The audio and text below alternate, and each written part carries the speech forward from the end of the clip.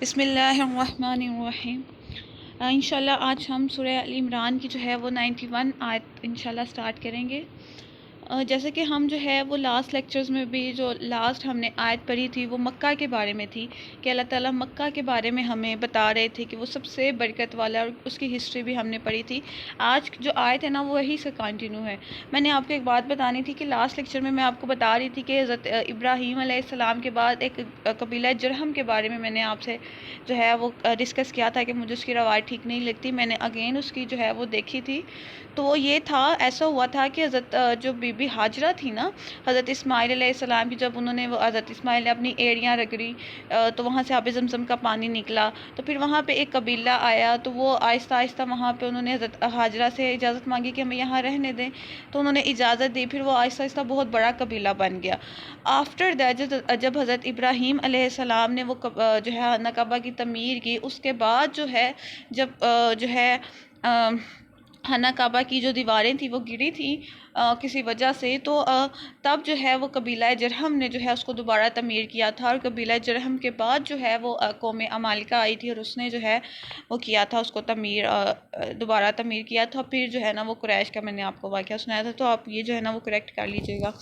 ہم اپنی آیت سٹارٹ کرتے ہیں کہ فی ہی، اس میں آیات نشانیاں ہیں۔ کس کی بات ہو رہی ہے؟ مکہ مکرمہ کی بات ہو رہی ہے کہ اس میں نشانیاں ہیں، بینات، کھلی نشانیاں۔ سب سے پہلے ہم دیکھ لیتے ہیں کہ کون سی نشانیاں ہیں۔ سب سے پہلے کہ اس میں دیکھیں کہ آب زمزم ہے، کہ تاکہ وہ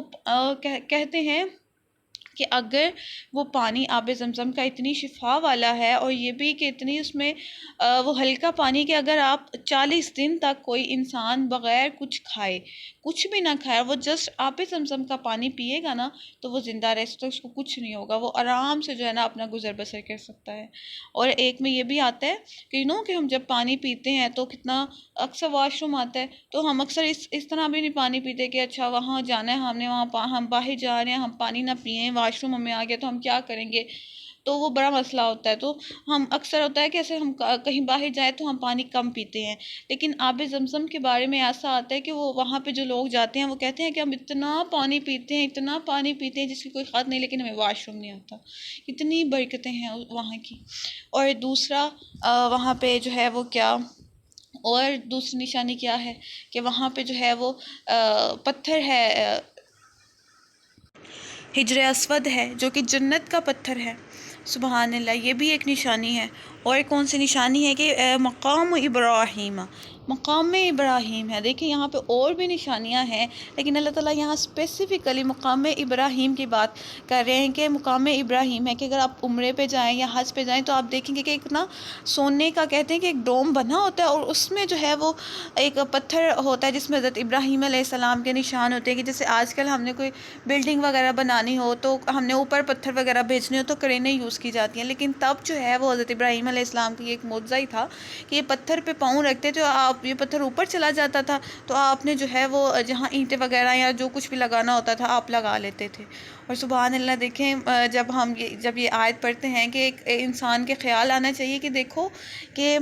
ایک بندہ جو اللہ تعالیٰ کی فرما برداری کرتا ہے، اللہ تعالیٰ اس کے جو پاؤں کے نشان ہیں اس کی بھی کتنی فضیلت رکھ دیتے ہیں، کہ وہاں پہ دیکھیں جب آپ عمرہ کرنے جاتے ہیں تو جب آپ طواف کرتے ہیں، آپ نے چکر لگانے ہوتے ہیں، تو آپ نے اس کے بعد جو ہے وہ 2 نفل پڑھنے ہوتے ہیں اس مقام ابراہیم پہ، کتنی اللہ پاک نے فضیلت رکھی ہوئی ہے، سبحان اللہ۔ اور اللہ تعالیٰ آگے فرماتے ہیں وہ من، اور جو داخل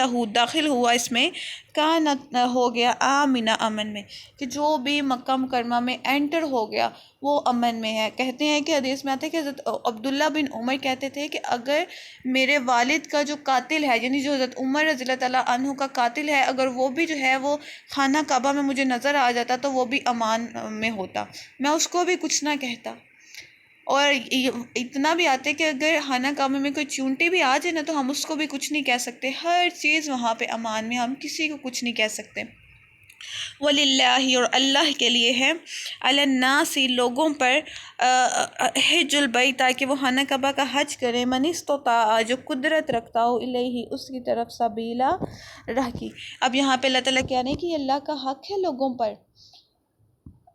کہ وہ اللہ تعالیٰ جو خانہ کعبہ ہے اس کا جو ہے وہ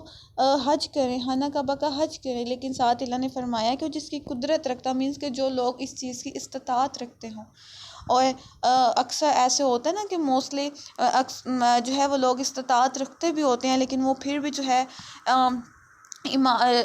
حج نہیں کرنے جاتے، کیونکہ اتنے کہ ابھی میرے بچے چھوٹے ہیں، ابھی گرمیاں ہیں، ویکیشنز پہ لوگ چلے جاتے ہیں ایزیلی کہ ویکیشنز ہم کر لیں، لیکن جب حج کی بات آتی ہے تو وہ لوگوں کے پاس اتنا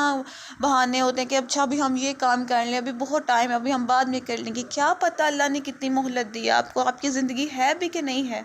تو فرض ہے آپ پہ جو ہے، اگر کوئی بیمار ہے تو اللہ اس سے نہیں پوچھیں گے، اگر کوئی غریب ہے اللہ اس سے نہیں پوچھیں گے اس کے بارے میں، لیکن جو بندہ استطاعت رکھتا ہوا ہوتا بھی وہ حج نہیں کرتا تو اللہ تعالیٰ اس سے ڈیفینیٹلی پوچھیں گے۔ اور حج کی کتنی فضیلت ہے، کتنا کہ جو بندہ حج کرنے جاتا ہے وہ جب واپس آتا ہے تو ایسا ہوتا ہے جیسے ابھی وہ اپنے ماں کے پیٹ سے نکلا، وہ سارے کے سارے گناہ معاف ہو جاتے ہیں۔ اور یہ بھی آتا ہے کہ یہ بھی آتا ہے روایات میں کہ جتنا ہم حج کرتے ہوئے پیسے استعمال کرتے ہیں نا، جتنی بھی ہماری رقم یوز ہوتی ہے، اللہ تعالیٰ ہمیں 700 گنا اس کا اجر دیتے ہیں، 700 گنا زیادہ ہمیں ملتا ہے۔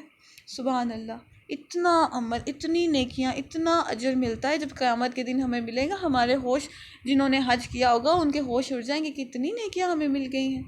تو جو لوگ بھی استطاعت رکھتے ہوں وہ لازمی حج کریں، بہت نیکیاں ہیں۔ ومن، اور جو کفر کیا، فَإِنَّ اللَّهَ، تو بے شک اللہ، غنی، بے نیاز ہے، عن العالمین، جہان والوں سے۔ اب اللہ یہاں کہہ رہے ہیں کہ جنہوں نے انکار کیا، مینس کہ انہوں نے حج نہیں کیا۔ دیکھیں کتنا بڑا ورڈ اللہ نے یہاں یوز کیا، کفر کا ورڈ، جو لوگ استطاعت کرتے ہوئے بھی حج نہیں کرتے۔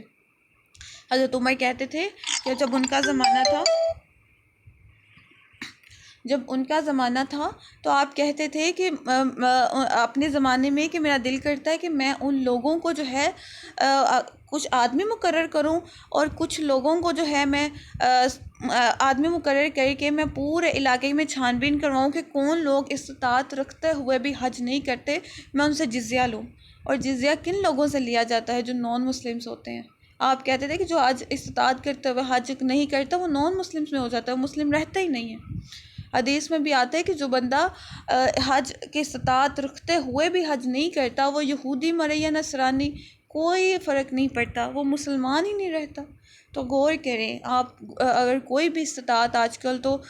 اتنا وہ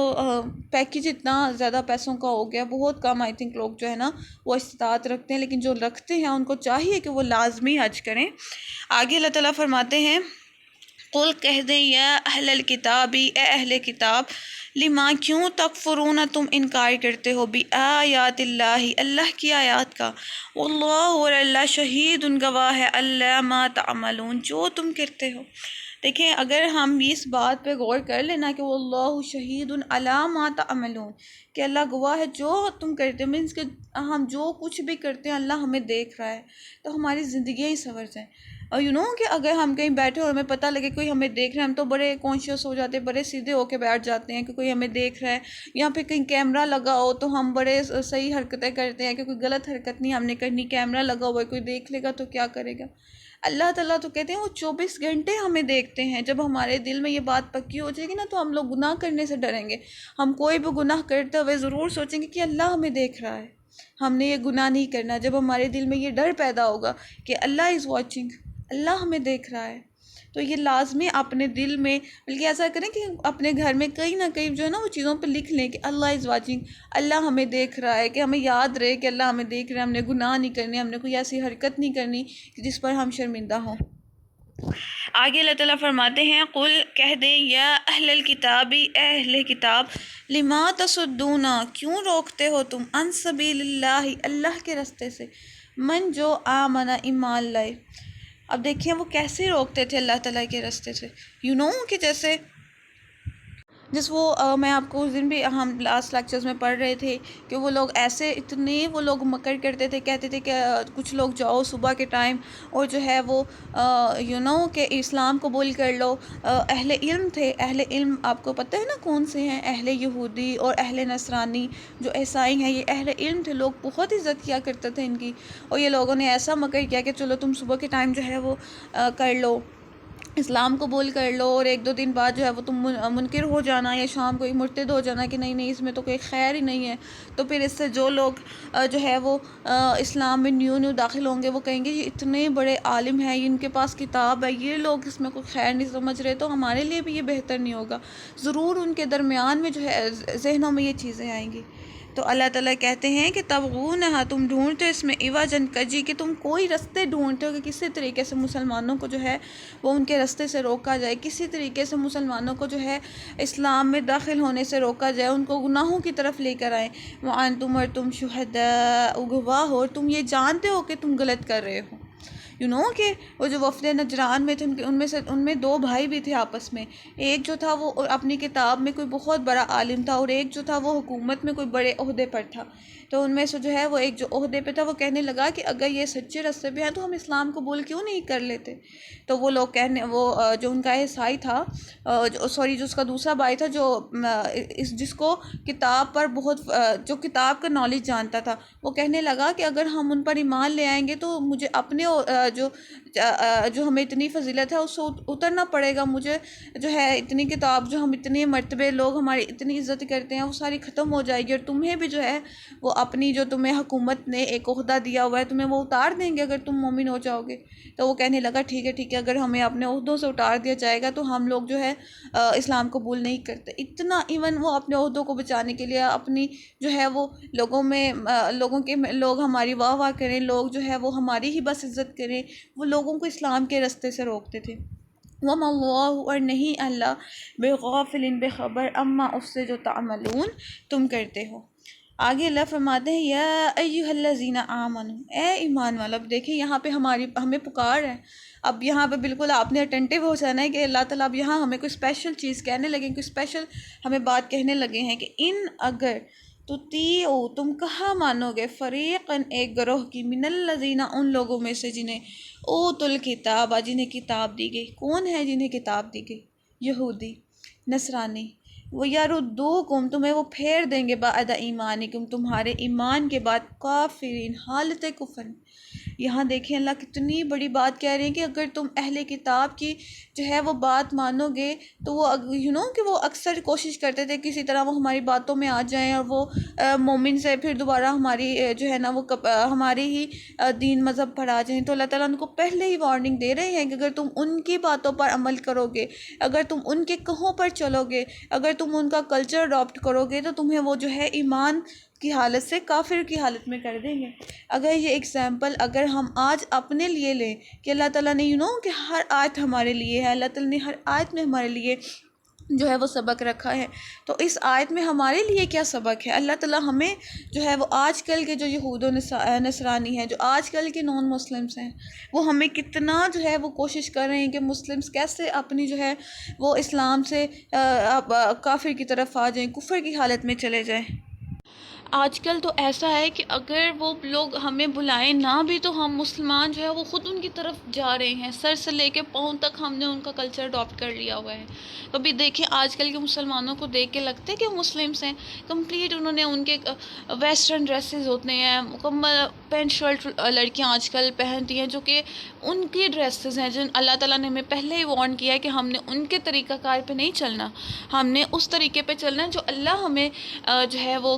بتا رہے ہیں۔ اگر آپ جو ہے وہ شادیوں پہ چلے جائیں تو کتنا زیادہ ہم لوگوں نے ان کا کلچر اڈاپٹ کر لیا ہوا ہے، پردہ تو ہوتا ہی نہیں ہے آج کل کی شادیوں میں۔ آپ دیکھ لیں ایسے جو ہے وہ دوپٹے لیے ہوتے ہیں، کچھ نے تو وہ بھی نہیں لیے ہوتے، کچھ نے لیے ہوتے ہیں، لیکن اتنی زینت دکھا رہی ہوتی ہیں عورتیں اپنی کہ جن سے اللہ تعالیٰ نے ہمیں کتنا سختی سے منع کیا ہے۔ عورتیں مکمل بے پردہ، ان کے بال کھلے ہوتے ہیں اور مکمل زینت ان کی شو ہو رہی ہوتی ہے۔ آپ کو میں جو ہے وہ اگر ہم یہ والی ساری باتیں جو ہیں وہ اگر ہم کسی کو منع کریں کہ دیکھیں اسلام ہمیں، اللہ تعالیٰ ہمیں ایسے کہتا ہے کہ ہم نے پردے میں رہنا ہے، ہم نے یہ کرنا کرنا ہے, ہم نے وہ کرنا ہے, تو آگے سے لوگ کہتے ہیں کہ نہیں ایسا نہیں ہے, اسلام اتنا بھی تنگ نظر نہیں ہے, ماڈرن ہونا چاہیے, جیسے جیسے انسان آگے بڑھتا ہے انسان کو دنیا کے ساتھ ماڈرن ہونا چاہیے. بالکل ایسا نہیں ہے,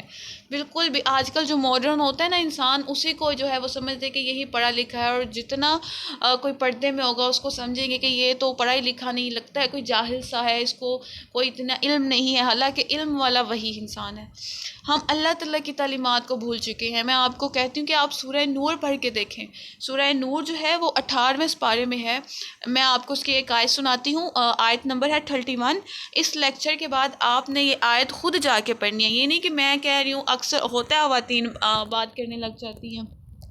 میں یہ آیت پڑھ کے صرف اس کا ترجمہ آپ کو سنا رہی ہوں, آپ نے یہ آیت لیکچر کے بعد خود پڑھنی ہے جا کے, اور غور کرنا ہے کہ ہم کہاں سٹینڈ کر رہے ہیں, ہم کیا اللہ کا یہ حکم فالو کر رہے ہیں کہ نہیں کر رہے. اللہ فرماتے ہیں کہ مومن عورتوں سے بھی کہہ دو, نبی پاک صلی اللہ علیہ وسلم سے اللہ تعالیٰ فرما رہے ہیں کہ مومن عورتوں سے بھی کہہ دو کہ وہ اپنی نگاہیں نیچی رکھا کریں اور اپنی شرم گاہوں کی حفاظت کیا کریں, اور اپنی آرائش یعنی زیور کے جو مقامات ہوتے ہیں ان کو ظاہر نہ ہونے دیا کریں, یعنی وہ جو زیور جہاں جہاں پہنتی ہیں ان کو ظاہر نہ ہونے دیا کریں. اور آج کل کیا ہوتا ہے, بالکل اس کے اپوزٹ ہے. ہم لوگ تو پورا اپنا زیور دکھا رہے ہوتے ہیں, غیر محرم اتنے زیادہ ہوتے ہیں شادیوں پہ. آگے سنیں ذرا, آگے اللہ تعالیٰ فرماتے ہیں مگر جو اس میں سے کھلا رہتا ہو اور اپنے سینوں پر اوڑھنیاں اوڑھے رکھا کرو, یعنی اپنے سینوں پر جو ہے نا وہ دوپٹے اوڑھے رکھا کرو. اور آگے اللہ تعالیٰ فرماتے ہیں ان لوگوں کا بتاتے ہیں کہ جن سے جو ہے ہم اگر پردہ نہ بھی کریں تو کوئی مسئلہ نہیں, کہ صرف ان لوگوں کو جو ہے نا ہم اپنی زینت دکھا سکتے ہیں, صرف ان لوگوں کو. وہ کون کون سے ہیں؟ وہ ہیں اپنے ہاون کو آپ دکھا سکتی ہیں, اپنے باپ کو, اپنے سسر کے سامنے, اور اس کے بعد جو ہے اپنے بیٹوں کو, اپنے خاوند کے بیٹوں کو, اور بھائیوں کو, اور بھتیجوں کو, اور بھانجوں کو, اور اپنی ہی قسم کی عورتوں کو, اور لونڈی غلاموں کو کے سوا ان کے کہ جن میں عورتوں کی جو ہے وہ خواہش نہ رکھیں, یا ایسے لڑکوں کو جو عورتوں کے پردوں کی چیزوں سے واقف نہ ہو. غرض ان لوگوں کے سوا کسی پر اپنی زینت ظاہر نہ ہونے دیں گے. آیت ہے قرآن کی کہ ان لوگوں کے علاوہ آپ نے اپنی زینت جو ہے, اپنی جو خوبصورتی ہے وہ کسی پر ظاہر نہیں کرنی. اور ہم تو آج کل کھلے عام اپنی جو ہے وہ زینتیں ظاہر کر رہے ہوتے ہیں. واٹس ایپ پہ ہم نے اپنی تصویریں, ایسے کھلے بال ہوتے ہیں مکمل, ایسے ہم لوگ اپنی تصویریں لگا رہے ہوتے ہیں. سوچنے کی ضرورت ہے کہ کتنے غیر محرم جو ہے وہ دیکھتے ہیں. شادیوں پہ کتنے غیر محرم لوگ ہوتے ہیں جو دیکھتے ہیں. یقین کریں کوئی ایک غیر محرم کی بھی نظر پڑ جائے نا آپ کی طرف, آپ ایسے کھلے میں ہوں اور جو ہے وہ آپ کی طرف دیکھ لیں, آپ کے ایک بال کو بھی دیکھ لیں, تو کتنا گناہ ملتا ہے. پڑھ کے دیکھیں حدیث کو, کتنا اللہ تعالیٰ سخت سزائیں رکھتے ہیں. یہ والی جو ہے یہ والی آیت آپ نے جو ہے وہ لازمی پڑھنی ہے سورہ نور کی, اور غور لازمی کرنا ہے, اور اللہ تعالیٰ سے عہد بھی کرنا ہے کہ اللہ انشاءاللہ ہم پوری کوشش کریں گے آپ کی بات ماننے کو, کیونکہ آپ ہی اس دنیا کے رب ہیں. اللہ نہیں ہم سے حساب و کتاب مانگنا ہے. ہم سے کسی نے, کوئی ریلیٹیوز نے نہیں پوچھنا کہ کہ اکثر ایسے ہوتا ہے ہم دوپٹہ لے رہے ہوتے ہیں, وہ کہہ رہے ہوتے ہیں کہ کیا تم اب جو ہے یہاں پہ بھی دوپٹہ لوگی, کیا تم اب یہاں پہ بھی پردہ کرو گی. ہم نے لوگوں کو جواب نہیں دینا, ہم نے اللہ کے سامنے جانا ہے. قبر میں آپ نے اکیلے جانا ہے, اور حساب کتاب بھی آپ کا اکیلے ہی ہونا ہے. اور اگر کوئی سزا ملتی ہے آپ کو تو وہ بھی آپ کو اکیلے ہی ملنی ہے. کسی رشتہ دار نے, کسی دوست نے آپ کی جگہ آ کے سزا نہیں بھگتنی. تو خدا را اپنے لیے غور کریں, خود کو سنواریں, کہ آپ کو نیکسٹ اللہ تعالیٰ کے سامنے جا کے کوئی شرمندگی نہ اٹھانی پڑے. آگے اللہ تعالیٰ فرماتے ہیں وَمَن يَعْتَصِمَ, اور جو مضبوطی سے پکڑے گا, یہ اگلی آیت ہے, وَكَيْفَ, اور کیسے, تَكْفُرُونَ, تم کفر کرتے ہو, وَأَنْتُمْ, جبکہ تم میں تتلا پڑھی جاتی ہیں, عَلَيْكُمُ الْآيَاتُ, اللہ کی آیتیں, کہ کیسے ایک چیز اللہ تعالیٰ نے واضح کر دی ہے, ایک چیز, کوئی شبہ رہتا ہے انسان میں. قرآن پڑھ کے دیکھیں آپ, ایک آیت واضح ہے. ایسے ایک اللہ تعالیٰ نے ہم پہ جو ہے نا آیتیں واضح کر دی ہیں کہ کوئی بھی, ہم اگر آپ کو میں پڑھا نہ بھی رہی ہوں تو آپ ایزیلی اگر ترجمہ پڑھیں تو آپ کو آسانی سے سمجھ آئے گی کہ کیا بات ہو رہی ہے. اتنی واضح آیات ہیں اللہ تعالیٰ کی. وَفِيكُمْ رَسُولٌ, اور تمہارے درمیان اس کا رسول ہے. یہ اس ٹائم پہ کہ اللہ تعالیٰ ان لوگوں کی بھی بات کر رہے ہیں, اور ہمارے لیے اس ٹائم پہ بے شک نبی پاک صلی اللہ علیہ وسلم ہمارے درمیان موجود نہیں ہے, لیکن اللہ تعالیٰ کی آیات تو موجود ہیں نا, کھلی آیات ہیں. تو پھر ہم کیوں غور نہیں کرتے، کیوں اللہ کے احکامات کو فالو نہیں کرتے؟ جب ہمیں اتنی ڈیٹیل کے ساتھ اللہ بتا رہے ہیں تو پھر اللہ کا حق بھی بنتا ہے کہ وہ قیامت کے دن ہم سے سختی سے پوچھے، ہاں بھائی کیوں نہیں تم نے عمل کیا؟ ومن اور جو یعتصم مضبوطی پکڑے گا، مضبوطی سے پکڑے گا باللہ اللہ کو، فقد ہدی تو اس سے ہدایت دی گئی، الی صراط مستقیم سیدھے رستے کی طرف۔ اور یہ مضبوطی سے پکڑنا کیا ہے؟ یہ قرآن کو ہی پکڑنا ہے مضبوطی سے۔ غور کریں اس چیز پہ۔ آگے اللہ تعالیٰ فرماتے ہیں کہ یا ایھا الذین آمنو، اے وہ لوگوں جو ایمان لائے، کیا ان کے لیے حکم ہے کہ اتقوا اللہ، ڈرو اللہ سے، حق ہے تقاتہ ہی، اس کا ڈرنا،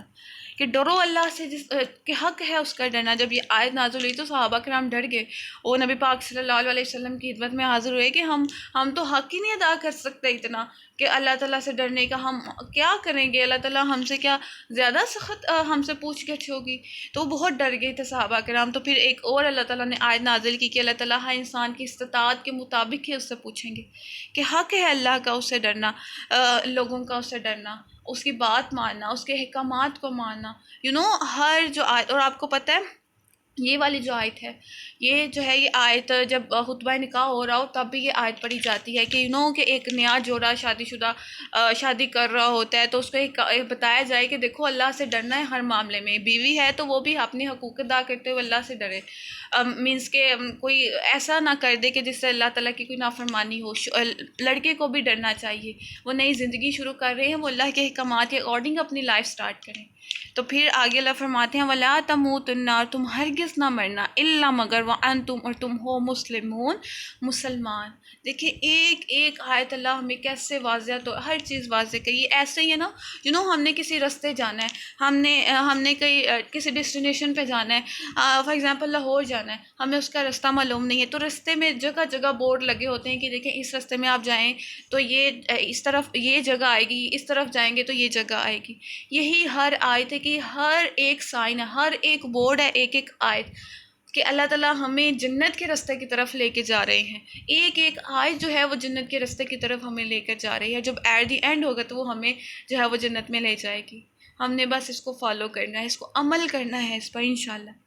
اور اگلی آیت بھی بہت خوبصورت ہے اور بہت سوچنے والی ہے کہ وَاعْتَصِمُوا، اور مضبوطی سے پکڑ لو، بِحَبْلِ اللَّہِ، اللہ کی رسی کو،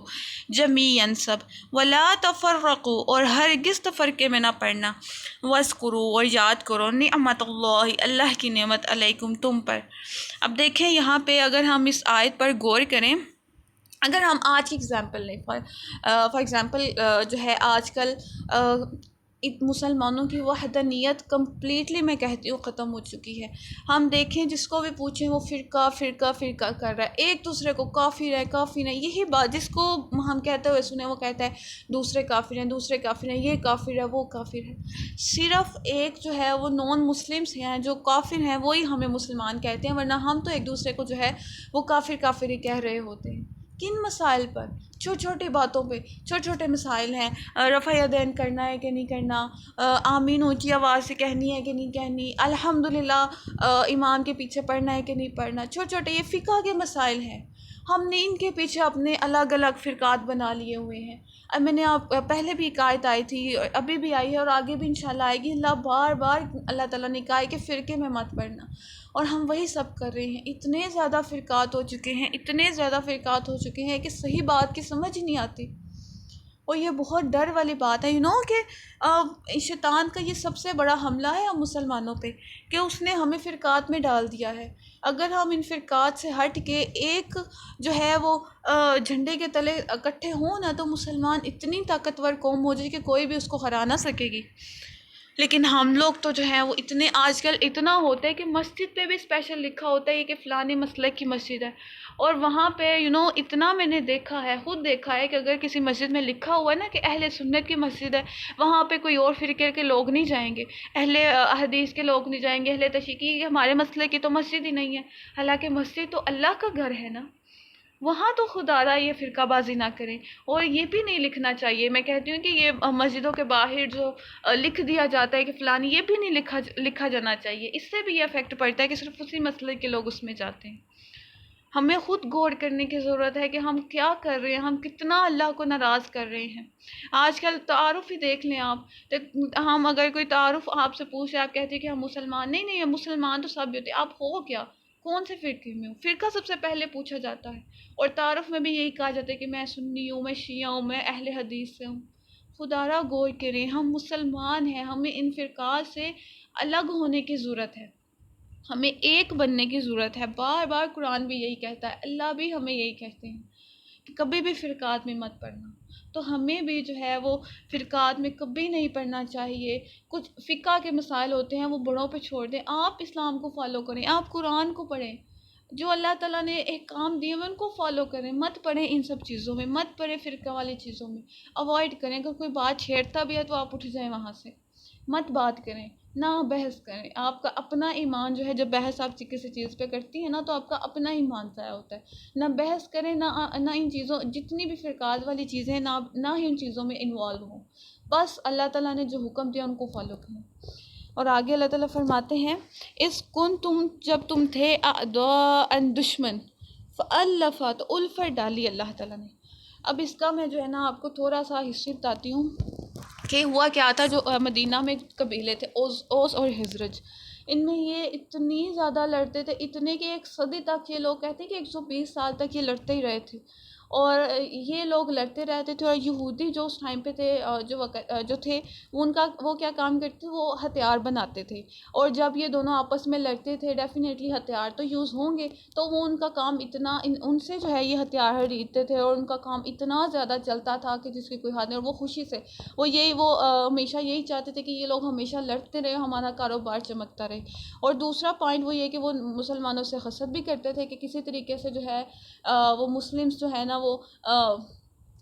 جو ہے آپس میں لڑتے رہیں، اور ان میں جو ہے نا اس طرح کی حرکات ہوتی رہیں۔ جب نبی پاک صلی اللہ علیہ وسلم آئے تو آپ نے جو ہے نا ان میں صلح کروائی، اور وہ دوبارہ سے جو ہے وہ آپس میں بھائی بھائی بن گئے۔ اب ہوا کیا کہ جو ہے وہ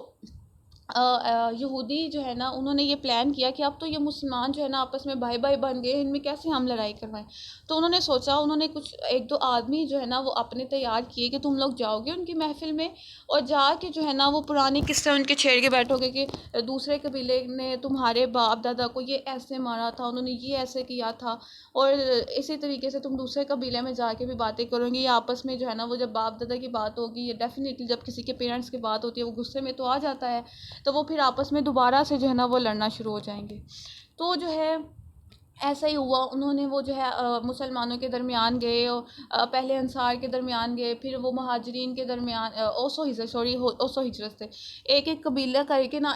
ایک جو آدمی تھے نا وہ ایک ایک کر کے ان کے پاس گئے، ان کے پرانے قصے چھیڑنے لگ گئے۔ اس سے کیا ہوا کہ دونوں جو قبیلے ہیں نا وہ آپس میں دوبارہ سے جو ہے نا لڑنا شروع کر دیا انہوں نے۔ جب یہ بات نبی پاک صلی اللہ علیہ وسلم کے پاس پہنچی تو آپ صلی اللہ علیہ وسلم نے مہاجرین کو ساتھ لیا، اور آپ واپس ان کے پاس گئے اور جا کے کہنے لگے کہ تم لوگوں نے کیا جہالت والا کام شروع کر دیا ہے، ابھی تو میں تم میں موجود ہوں، تم لوگ پھر بھی لڑ رہے ہو۔ اللہ تعالیٰ نے تم میں کتاب بھیجی ہے، اپنی آیات بھیجی ہے، جو پچھلی 2 آیات کی ابھی میں نے پڑھی ہے نا آپ کے، کہ وہ لوگ لڑنے لگے، اور نبی پاک صلی اللہ علیہ وسلم نے فرمایا کہ ابھی تو میں تم لوگوں میں، اللہ نے فرمایا کہ ابھی تو تم میں رسول موجود ہے، یہ انہی کے بارے میں نازل ہوئی تھی کہ وہ اتنا لڑنے لگے، اور آگے بھی ابھی بھی انہی کی بات ہو رہی ہے کہ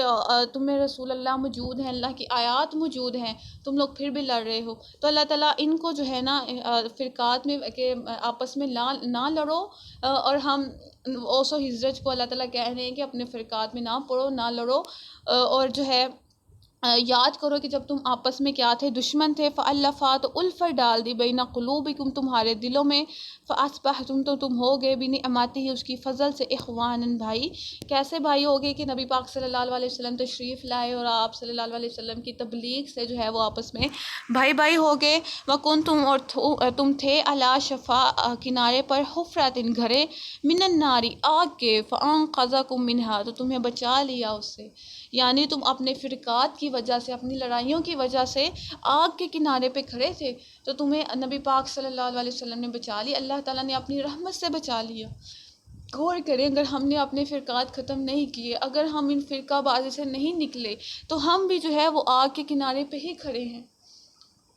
اللہ ہمیں جو ہے ان فرقہ بازیوں سے بچائے، اپنے بچوں کو، اپنے گھر والوں کو، خدا را اپنے دوستوں کو اس بات کی تبلیغ ضرور دیں کہ وہ ان فرقہ بازیوں سے دور رہیں۔ خدا را مسلمانوں کو اس کی بہت ضرورت ہے، آپ خود بھی کہیں، اور اگر میرے جن جن لیکچرز میں نے یہ بات بھی بیان کی ہے، وہ لیکچرز بھی ان کے ساتھ شیئر کریں کہ یہ آیات ہیں، یہ لیکچر سنیں، یہ قرآن کی آیات ہے کہ ہم نے ان سب چیزوں سے بچنا ہے، اور آپ نے یہ ساری باتیں پیار سے کہنی ہے، کہ